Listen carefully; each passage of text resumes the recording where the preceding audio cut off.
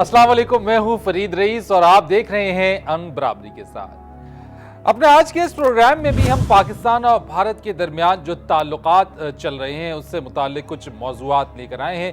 बात हम करेंगे सबसे पहले, अगर देखा जाए तो पाकिस्तान और भारत के दरमियान कैदियों के तबादले का मामला एक इंतहाई मामला है। भारत की जेलों में कैद ज़ईफ पाकिस्तानी कैदी प्रोफेसर डॉक्टर खलील चिश्ती के केस की अगर हम बात करें तो उस पर भी हम आपको अपडेट करते रहे हैं, बताते रहे हैं। उनकी फैमिली से भी हमने बात की है। भारतीय जेलें पाकिस्तानी कैदियों के लिए बदनाम ज़माना अमरीकी कैद खाने ग्वांतानामो बे से किसी तरह भी कम नहीं करार दी जा सकती। एक जानिब तो पाकिस्तानी कैदियों को इस कदर जुल्म का निशाना बनाया जा रहा है कि बाज़ कैदी अपना ज़हनी तवाज़ुन तक खो बैठते हैं और माजी में इस तरह की कई मिसालें मौजूद हैं। दूसरी जानिब कैदियों की एक बहुत बड़ी तादाद ऐसी भी है जो अपने नाकर्दा गुनाहों की सजाएं तक मुकम्मल कर चुके हैं, लेकिन अब भी काल कोठरी उनका मुकद्दर है। 1 जनवरी को पाकिस्तान और भारत ने दोनों ममालिक की जेलों में कैद अपने अपने शहरियों की फहरिस्तों का तबादला किया। आज न्यूज़ के नुमाइंदे शौकत पराजा ने कैदियों की फहरिस्तों के तबादले के हवाले से दफ्तर खारजा के तर्जुमान अब्दुल बासित से मुलाकात की और उनसे बातचीत की। आइए आपको ये बातचीत दिखाते हैं। पाकिस्तान और भारत ने 1 जनवरी को एक दूसरे की जेलों में कैद शहरियों की फहरिस्तें तब्दील की। इस हवाले से क्या तफसीलात हैं आपके पास? 1 जनवरी को तबादला हुआ और हमारी इंफॉर्मेशन के मुताबिक भारत की जेलों में इस वक्त 453 पाकिस्तानी कैदी मौजूद हैं, जिसमें से ज़्यादातर तादाद जो है वो सिविल प्रिजनर्स की है और उसमें 29 के करीब फिशरमैन हैं, माहीगीर हैं। और जो भारतीय बाशिंदे हैं पाकिस्तानी जेलों में उनकी तादाद 600 से स्लाइटली ऊपर है और ज़्यादा तादाद उसमें सिविल प्रिजनर्स भी हैं, माहीगीर भी हैं। बहुत सारे पाकिस्तानी जो अपनी सज़ा मुकम्मल कर चुके हैं लेकिन फिर भी वो बड़े अरसे तक भारतीय जेलों में हैं। हुकूमत पाकिस्तान उनको वापस लाने के लिए क्या कर रही है? जो लिस्ट भारत ने हमें 1 जनवरी को दी है उसके मुताबिक उनके पास 315 पाकिस्तानी हैं मुख्तलिफ भारतीय जेलों में। तो ये तकरीबन, और हमारी जो है फ़िगर उसके मुताबिक 453 पाकिस्तानी वहाँ मौजूद होने चाहिए। और हम जो भारत को कहते हैं उसकी वजह यही है कि हमारे पास उन लोगों के नाम मौजूद हैं, हमने अपना होमवर्क किया हुआ है और उसकी बुनियाद पे हम लिस्टें प्रोवाइड करते हैं भारत को। लेकिन दूसरी तरफ ये भी है कि एक प्रोसेस जो हमारा कौंसल एग्रीमेंट है भारत के साथ 2008 का, उसके तहत हम कोशिश यही होती है कि कौंसल एक्सेस मिले तमाम जो भी जेल में हैं और फिर हम उनका नेशनल स्टेटस आइडेंटिफाई करें। इस वक्त तकरीबन 110 के करीब पाकिस्तानी जो जेलों में, भारतीय जेलों में जो पाकिस्तानी मौजूद हैं उनका नेशनल स्टेटस ऑलरेडी डिटरमिन हो चुका है, कंफर्म्ड है कि वो पाकिस्तानी हैं। और उनमें से तकरीबन 16 के करीब जो हैं उन्होंने ऑलरेडी अपनी सेंटेंस कंप्लीट कर ली है। तो जब प्रिजनर्स अपनी सेंटेंस कंप्लीट कर लेते हैं तो फिर हमारा वहाँ पे जो हाई कमीशन है वो उनको वापसी का उनका बंदोबस्त करता है। तो ये एक सिलसिला प्रोसेस चलता रहता है। बीच में आप जानते हैं कि पाकिस्तान इंडिया जुडिशल कमेटी भी बनी हुई है ऑन प्रिजनर्स, जो 2007 में इस्टेब्लिश हुई थी। उसके भी रेगुलर विज़िट्स होते रहते हैं। लास्ट टाइम अप्रैल में भारतीय डेलीगेशन पाकिस्तान आया हुआ था। अब हमारा डेलीगेशन भारत जाएगा और उम्मीद करते हैं कि इस माह के आखिर में ये दौरा हो सकेगा। लेकिन बाज़ केसेस यकीनन ऐसे हैं जिन्होंने सेंटेंस कंप्लीट कर ली है या तो उनका नेशनल स्टेटस कंफर्म नहीं हुआ, या नेशनल स्टेटस कंफर्म है तो वो सेंटेंस कंप्लीट नहीं हुई। तो इस किस्म के केसेस भी हैं। फिर ख़वातीन के भी केसेस हैं, बच्चे भी हैं, ज़ईफ़ उम्र लोग भी हैं। तो इस किस्म के केसेस पे हम चाहते हैं कि कुछ ह्यूमैनिटेरियन ग्राउंड्स पे उनको वापस लाया जाए। जो फिगर आपने बताया कि भारत ने हमें हैंड ओवर किया है पाकिस्तानी कैदियों का, اس سے کہیں زیادہ پاکستانی بھارتی جیلوں میں ہیں. تقریباً 140 کے قریب کا ڈفرینس آ رہا ہے جو بھارت مان رہا ہے اور جتنی تعداد میں پاکستانی وہاں پر ہیں. تو ان مسنگ پاکستانیوں کے بارے میں آپ کی کیا پالیسی ہے؟ دیکھیں وہ مسنگ نہیں ہے، ہمارے پاس لسٹ موجود ہے اور ہم نے وہ بھارت کو 1 جنوری کو بھی دی ہے اور اب اس کے تحت ساری کارروائی ہوگی، کیونکہ ہمارے پاس ان کے نام موجود ہیں. اور اب بھارت آبویسلی اب جوڈیشل کمیٹی جو وزٹ کرے گی بھارت، یہ بھی اسی سلسلے کی ایک کڑی ہے. تو یہ تمام جو 2 pronged ایکشن ہوتا ہے، ایک تو گورنمنٹ لیول پہ ہے اور ایک کمیٹی لیول پہ ہے، تو اس سے جو بھی گیپ ہے، ابہام ہے، وہ دور ہو جائے گا وقت کے ساتھ ساتھ. 1965 اور 1971 کے پاکستانی جنگی قیدی ابھی تک بھارت کے پاس ہیں. اس حوالے سے بھی بھارت کے ساتھ کوئی انٹریکشن ہوا ہے اس دفعہ؟ دیکھیے اس وقت جو ہم نے 1 جنوری کو لسٹ دی ہے اس کے مطابق 27 مسنگ ڈیفنس پرسنل جو ہیں وہ بھارتی جیلوں میں موجود ہیں. لیکن اس پہ ابھی بھارت کی طرف سے ہمیں کوئی حتمی جواب نہیں ملا، لیکن یہ ہمارا ہائی کمیشن جو ہے اس معاملے کو اٹھاتا رہتا ہے اور ہم امید کرتے ہیں کہ بھارت کی طرف سے ہمیں مثبت جواب ملے گا. جو بھی اسٹیٹس ہے، اگر وہ ہیں، کہاں ہیں، کتنے ہیں، ہمارے جو لسٹ ہے اس فہرست کے مطابق 27 ہیں، لیکن بہرحال ہم اس حوالے سے بھارت کے جواب کے منتظر ہیں کہ ہمیں بتایا جائے کہ جو 27 جو ہماری فہرست کے مطابق بھارتی جیلوں میں ہیں ان کا کیا اسٹیٹس ہے. آپ نے دیکھا ترجمان دفتر خارجہ عبدالباسط کی آج نیوز سے گفتگو کہ کس طرح سے انہوں نے اس میں بتایا کہ پاکستان اور بھارت کے درمیان قیدیوں کی جو فہرستیں ہیں ان کا تبادلہ، اور یقیناً نہ صرف بھارت بلکہ پاکستان میں بھی جو لوگ ہیں وہ چاہتے ہیں کہ ان کے پیارے، خاص طور پہ وہ جو بھارت کی جیلوں میں قید ہیں اور جو اپنی سزائیں مکمل کر چکے ہیں، انہیں جلد از جلد پاکستانی سرزمین دیکھنا نصیب ہو. پاکستان اور بھارت کے درمیان MFN کے اسٹیٹس دیے جانے کے اوپر بھی بہت سارے تحفظات کا اظہار کیا جا رہا ہے. پسندیدہ ملک قرار دینے کے حوالے سے اس پر مزید ہم بات کریں گے ایک کمرشل بریک کے بعد. Stay tune.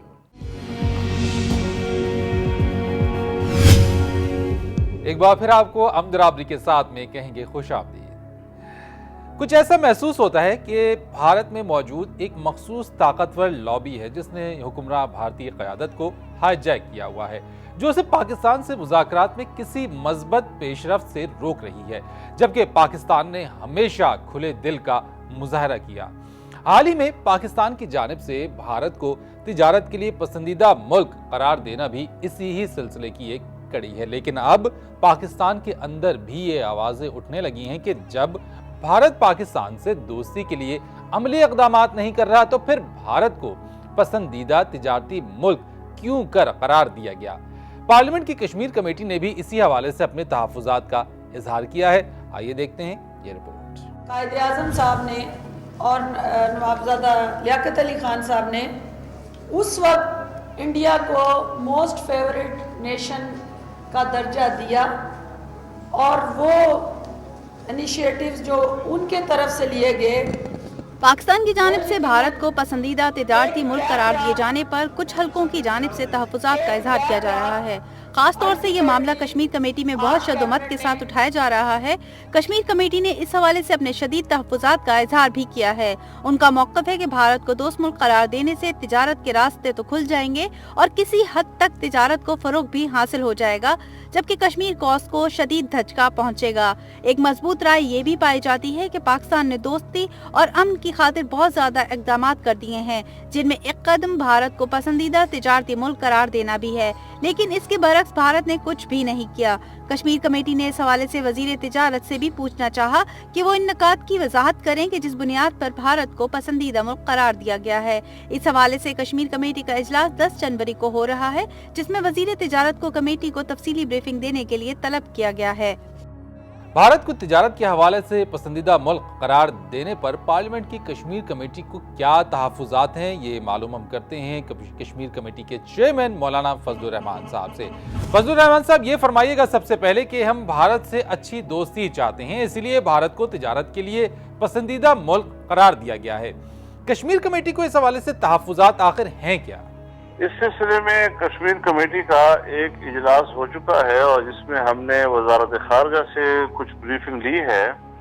اس کا اگلا اجلاس 13 تاریخ کو ہو رہا ہے جنوری کو، اور اس میں وزارت تجارت آئے گی، اور اس میں مخدوم امین فہیم صاحب نے یہ خواہش ظاہر کی تھی کہ میں خود کمیٹی کو بریف کرنا چاہتا ہوں، تو وہ خود تشریف لائیں گے اور اس کے بارے میں بریفنگ دیں گے کمیٹی کو۔ ظاہر ہے کہ مکمل بریفنگ حاصل کرنے کے بعد ہی کمیٹی جو ہے اس حوالے سے کسی نتیجے پہ پہنچے گی۔ اچھا مولانا صاحب، بھارت کو پسندیدہ ملک قرار دیے جانے سے کشمیر کوز پر کیا منفی اثرات آپ دیکھتے ہیں؟ اسی چیز کو ہم نے تلاش کرنا ہے، کیونکہ بہرحال 60 سال سے زیادہ عرصے پر محیط کشمیریوں کی اپنے حق خود ارادیت کے لیے قربانیاں، وہ اسے کسی قیمت پر نظر انداز نہیں کیا جا سکتا، کیونکہ ہمیں کوئی انڈیا کو ناپسندیدہ قوم قرار دینے کا کوئی شوق نہیں ہے۔ اچھا ایک بات اور کہ پچھلے دنوں کچھ مذہبی جماعتوں کی جانب سے یہ بھی کہا جا رہا تھا کہ بھارت کو پسندیدہ تجارتی ملک قرار دینا شہیدوں کے خون کا سودا کرنے کے مترادف ہے، آپ اس سے متفق ہیں؟ جی ظاہر ہے جی کہ یہ اس کا سیاسی پہلو ہے، اور میں نے پہلے ہی آپ سے عرض کیا کہ 60 سال کے عرصے سے زیادہ پر محیط ان کی قربانیاں، ان کا اپنا ایک وزن ہے، اسے نظر انداز نہیں کیا جا سکتا۔ لیکن اب یہ دیکھنا ہے کہ خارجہ پالیسی جو ہے وہ ہمیشہ کے لیے ملکی مفادات کے تابع رہتی ہے، اس میں پاکستان کے مفادات کو بھی دیکھنا ہے، بین الاقوامی قوانین اور ضابطوں کو بھی دیکھنا ہے کہ پاکستان اس کے لیے کس حد تک پابند ہے، اور یہ کہ کشمیر کے مسئلے پر اس کے کیا اثرات پڑتے ہیں، یہ سارے پہلو جو ہیں وہ ہمارے سامنے ہوں گے، اور اسی دائرے کے اندر ہم نے اس صورتحال پہ غور کرنا ہوگا۔ اچھا مولانا صاحب، بھارت سے تعلقات اچھے ہوں اس کی بات تو آپ بھی کرتے ہیں، آپ کے خیال میں بھارت سے اچھے تعلقات کس طرح اور کس سطح پر قائم کیے جانے چاہیے اور رکاوٹیں کیا ہیں اس میں؟ دیکھیے پاک بھارت تعلقات میں ظاہر ہے کور ایشو تو بہرحال کشمیر کا ہے، اور بڑا تنازع تو اسی کا ہے، باقی تمام تنازعات اس ایشو کے گرد گھومتے ہیں، اور اسی بنیاد پر پاکستان کا جو اصولی موقف ہے وہ یہی ہے کہ تمام تنازعات بشمول مسئلہ کشمیر کے وہ مذاکرات کے ذریعے حل کیے جائیں، چنانچہ جامع مذاکرات کا عمل جو ہے وہ ایک عرصے سے جاری ہے، اور تمام شعبوں میں ہم ایک دوسرے کے ساتھ تعاون کے لیے بات چیت کر رہے ہیں۔ چنانچہ ہم یہی چاہتے ہیں کہ مذاکرات کے ذریعے ہم آپس کے تنازعات کو طے کریں، لیکن دونوں ملکوں کو بہرحال اس حوالے سے سنجیدگی کا مظاہرہ کرنا ہوگا۔ جتنا اس معاملے میں دونوں ملک تاخیر کریں گے، شاید یہ کسی بھی ملک کے مفاد میں نہیں جائے گا۔ اچھا اب جو موجودہ صورتحال ہے اس میں بھارت سے مختلف سطح پر بات چیت اور مذاکرات کا سلسلہ چل رہا ہے، آپ سمجھتے ہیں کہ بات چیت کو جاری رکھنا چاہیے، اور آپ کو مستقبل میں مسئلہ کشمیر کے حل سمیت کسی بڑے بریک تھرو کی کوئی امید ہے؟ ہاں، یہ بڑا اہم سوال ہے۔ ہم مذاکرات کو جاری رکھنے کے بہرحال حق میں ہیں، لیکن جہاں تک کشمیر کے مسئلے کا بئی معنی کہ مستقبل قریب میں کوئی بڑے بریک تھرو کا کوئی امکان ہے یا نہیں، کیونکہ کمیٹی نے مسلسل یہ کوشش کی ہے کہ مسئلہ کشمیر کو اجاگر رکھا جائے، اور انشاءاللہ اس دفعہ بھی 5 فروری کو پورے پاکستانی قوم کشمیریوں کے ساتھ حق خود ارادیت منائے گی، اور بہرحال جدوجہد جو ہے وہ ایک الگ تصور ہے، اس کے نتائج جو ہے وہ دوسرا ایک تصور ہے۔ ضروری نہیں کہ آدمی جدوجہد کے نتیجے میں اگر تاخیر ہوتی ہے تو جدوجہد ہی چھوڑ دی جائے، جدوجہد کا تسلسل جو ہے وہ برقرار رکھا جاتا ہے۔ بہت شکریہ آپ کا مولانا فضل الرحمان صاحب ہم سے بات کرنے کے لیے، اور ویورز آپ نے جانا کشمیر کمیٹی کے چیئرمین مولانا فضل الرحمان کے خیالات کہ کس طرح سے ان کو تحفظات ہیں بھارت کو MFN کے اسٹیٹس دیے جانے پر۔ اس پروگرام میں مزید موضوعات ہیں جن کو ہم شامل کریں گے، لیکن وقت ہوا ایک بریک کا۔ Stay tune.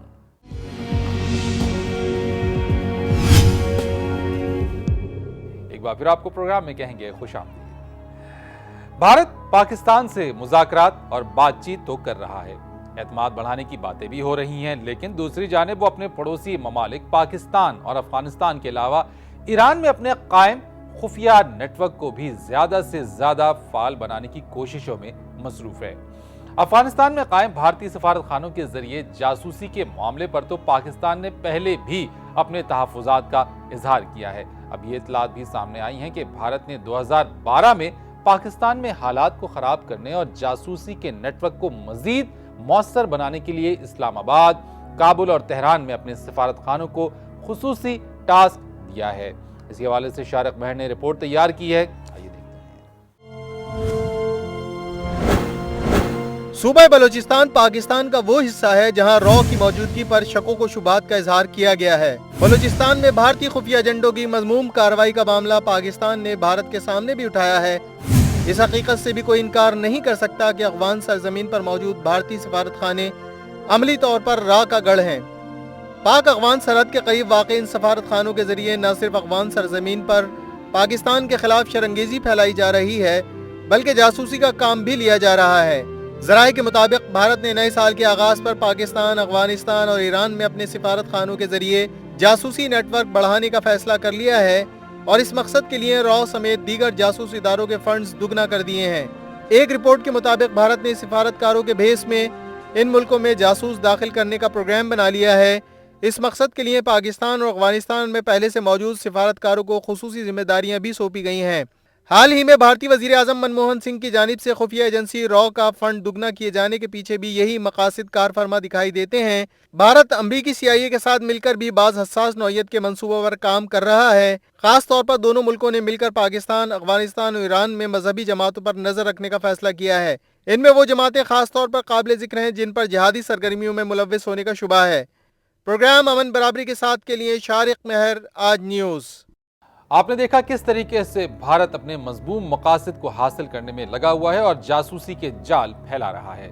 भारत ने बलूचिस्तान समेत पूरे पाकिस्तान में जो जासूसी का नेटवर्क फैला रखा है, इसी पर हम बात करेंगे। हमारे साथ मौजूद है बात करने के लिए इंटेलिजेंस ब्यूरो के साबिक सरबराह ब्रिगेडियर इम्तियाज अहमद रिटायर्ड साहब से। ब्रिगेडियर साहब, बहुत शुक्रिया हमें ज्वाइन करने के लिए। सबसे पहले आपसे ये जानना चाहूंगा कि तालिबान ने पाकिस्तान और अफगान सिक्योरिटी फोर्सेस के खिलाफ हमला ना करने की यकीन दहानी कराई है, लेकिन धमाके फिर भी हो रहे हैं। पाकिस्तान के खराब हालात में रॉ का किरदार किस तरह से आप देख रहे हैं? देखें, जहां तक रॉ की बात है, रॉ जो है वो इंडिया का जो इस खित्ते के अंदर स्ट्रेटेजिक प्लान है अमेरिका की, और हिंदुस्तान अमेरिका के इस खित्ते के अंदर स्ट्रेटेजिक प्लान का जो मुआवनत कर रहा है, उसको मद्देनजर रखते हुए रॉ का रोल जो है वो बहुत अहम है। और इस वक्त जो रॉ है वो अफगानिस्तान की सरजमीन को अमेरिका की मुआवनत के साथ अपने उस स्ट्रेटेजिक अज़ाइम जो अमेरिका के हैं और भारत के मुश्तरका अज़ाइम हैं इस खित्ते में, और इस खित्ते में ख़ुसूसन पाकिस्तान की निस्बत से उनके हसूल के लिए अफ़गानिस्तान की सरजमीन को बड़े मुअस्सर अंदाज में इस्तेमाल कर रहे हैं।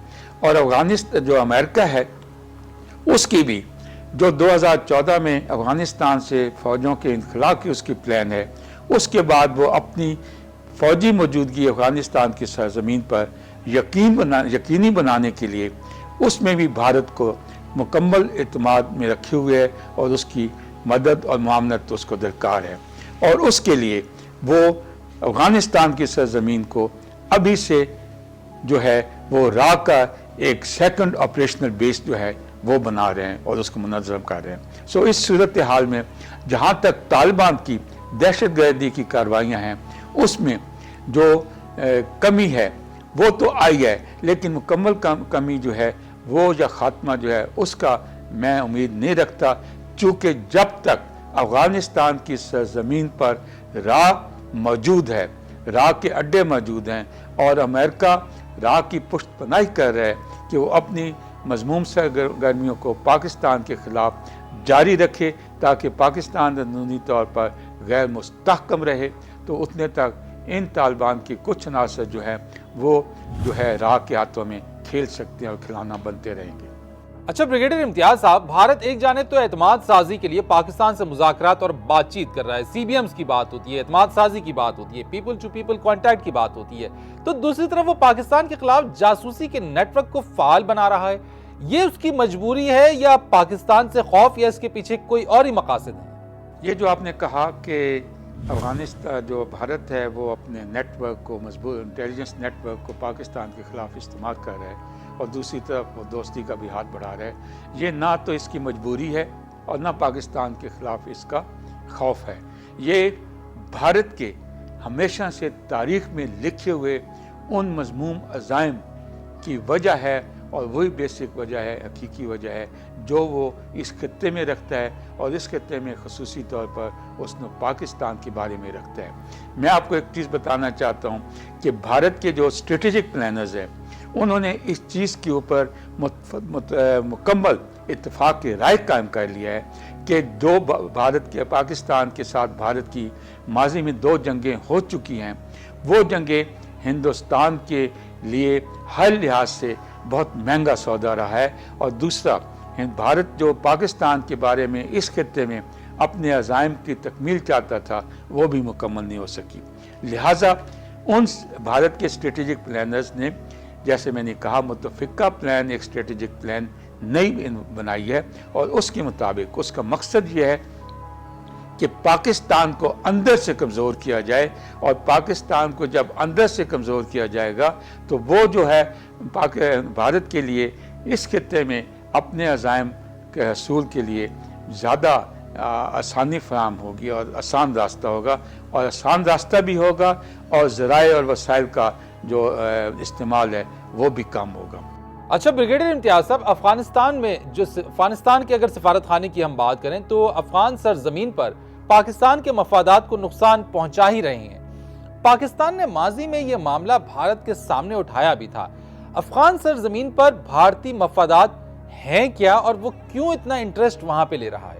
دیکھیں، بات یہ ہے کہ جیسے میں نے پہلے کہا کہ بھارت کے اس خطے کے اندر ایک مضموم عزائم کا ایک لمبا بلو پرنٹ ہے، اور وہ بلو پرنٹ جو ہے وہ امریکہ کا اس خطے کے اندر جو بلو پرنٹ ہے اس کے ساتھ مطابقت رکھتا ہے، اور اس وقت جو اس خطے کے اندر حالات ہیں ان میں افغانستان کی سرزمین کی ایک بہت بڑی اہمیت ہے، اور اس کو اگر مد نظر رکھا جائے تو پاکستان کی اس سے زیادہ ایک اہمیت ہے، چونکہ پاکستان ایک واحد اسلامی ایٹمی طاقت ہے، اس کا جو جغرافیائی محل وقوع ہے وہ بہت ہی نہایت اہم ترین ہے، اور میں سمجھتا ہوں کہ یہ گیٹ وے ہے سینٹرل ایشین سٹیٹس کے لیے، گلف سٹیٹس کے لیے، بھارت کے لیے، روس کے لیے، چائنا کے لیے۔ تو اس لحاظ سے میں سمجھتا ہوں کہ جو بھارت ہے اس کو امریکہ کی یہ معاونت حاصل ہے، اور کہ وہ افغانستان کے اوپر اپنے اڈوں کو قائم کرے، ان کو اتنا مستحکم اور مضبوط بنائے، اور وسیع بنیاد طور پر وہ قائم ہوں کہ تاکہ پاکستان کو جو ہے وہ مشرقی سرحدوں کے اوپر ان کو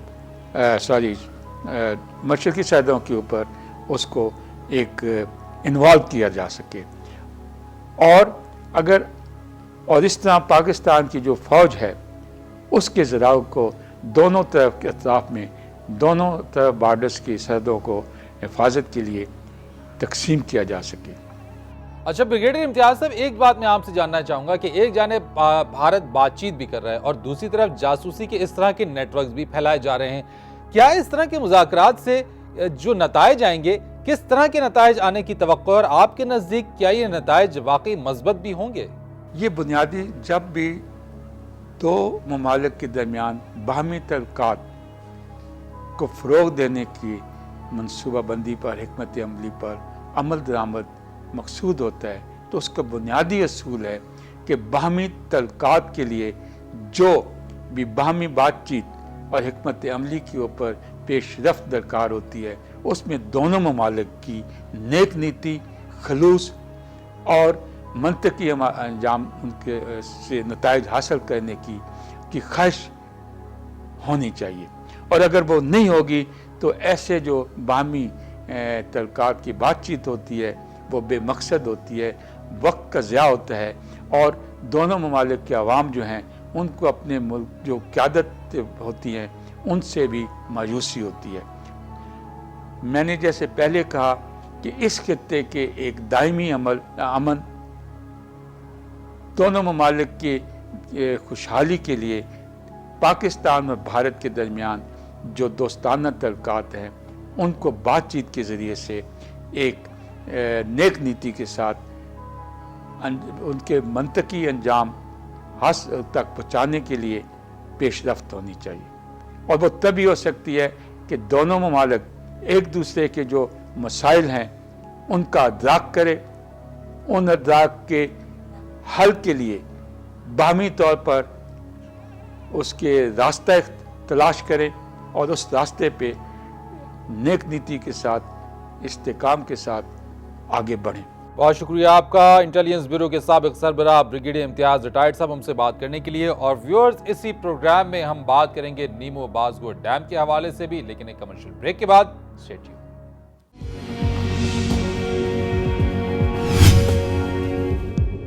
welcome back from the break.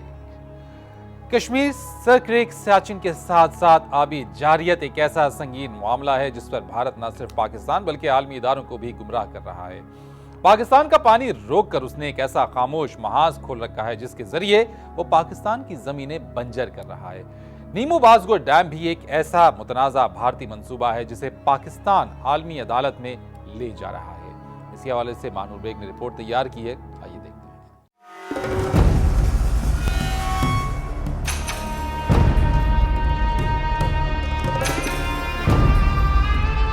45 mega what کا بھارتی آبی منصوبہ نیمو بازگو ڈیم مقبوضہ کشمیر میں دریا سندھ پر لیا کے مقام پر واقع ہے۔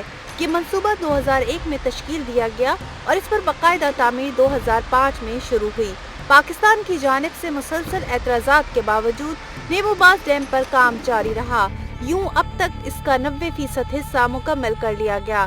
ایک محتاط اندازے کے مطابق اگست 2012 میں یہ ڈیم اپنی تکمیل کے بعد کام شروع کر دے گا۔ پاکستان نے اس سلسلے میں بھارت سے متعدد مواقع پر یہ مسئلہ اٹھایا اور جب سنوائی نہ ہوئی تو بالآخر اب وہ اسے عالمی عدالت میں لے کر جا رہا ہے۔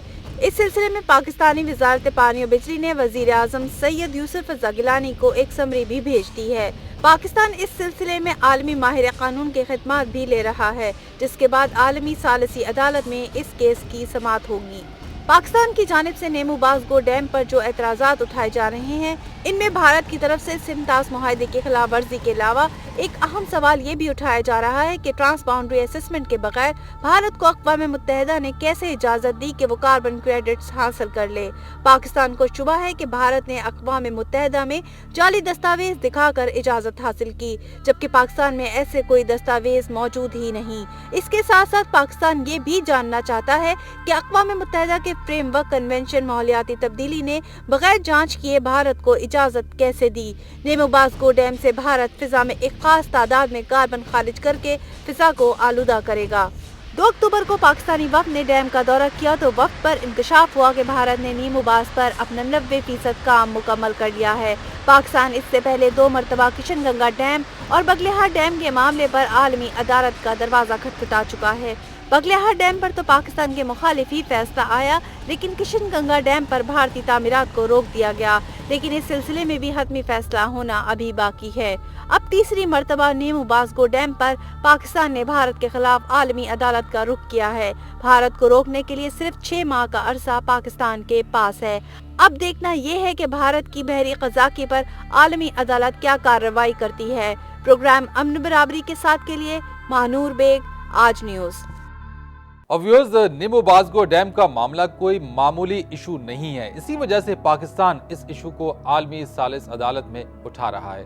اس پر ہم بات کریں گے، ہمارے ساتھ موجود ہے سنتاس واٹر کاؤنسل کے چیئرمین ظہور الحسن ڈاہر صاحب۔ ظہور الحسن صاحب، سب سے پہلے تو یہ بتائیے کہ نیمو بازگو ڈیم پر بھارت نے پاکستان اور عالمی اداروں کو کس طرح دھوکے میں رکھا اور کیسے گمراہ کیا؟ وہ ایسا ہے کہ بھارت دریائے سندھ پر جو یہ نیمو بازگو ڈیم تعمیر کر رہا ہے نا، اس ڈیم کی تعمیر سے بھارت 91 لاکھ کیوبک میٹر پانی ذخیرہ کر سکے گا، کیونکہ اس کی اونچائی 58 میٹر ہے۔ 1998 میں اس کی فیزیبلٹی رپورٹ تیار ہوئی، سن 2001 میں تعمیر شروع کی گئی۔ اب تقریباً 80% کام مکمل ہو چکا ہے۔